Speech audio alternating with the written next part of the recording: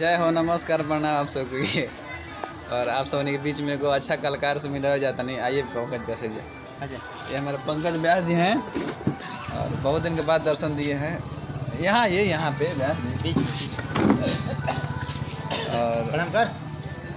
और पंकज कुछ सुनाइए।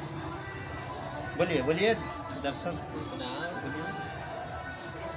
नाम पंकज व्यास, आप लोग के बीच में एक गाना सुनावे तते आए। आप नाम पढ़ के अल्टिया थाना तक भी टीला फुटपुल आप लोग के मैया की को सुनावे तते आए। सुनाइए। आधा किलो छुनी छुनी मैया सीताला भामानी पठलु तू पलवट पटाले हो हाले काला या कनवा मैया कोलिया चिनी किया मंगला चला नीना आले हो चला लोकल बाय मैया देता ये कहूं बला गावा छुमछाम गोदिया बानी लोटा चल उठेबा खावा छुनी छुनी मैया छिटाला भवानी पठलु तू पलवट पटाल हाले चहाला कनवा मैया कोलिया किया मंगला चला नीला आले हो डीजे आल के लाटा। अरे वाह, डीजे आर के यार आप लोग डीजे आर के का सपोर्ट करिए, भाई को सपोर्ट करिए। ऐसा ब्यास रहस नहीं तो रोड कवर जाई। अरे यार हिला के डाला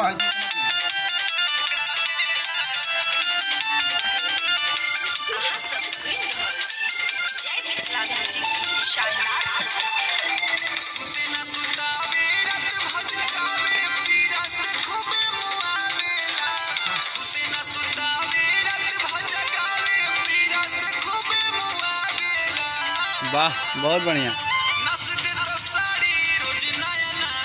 वाह व्यास।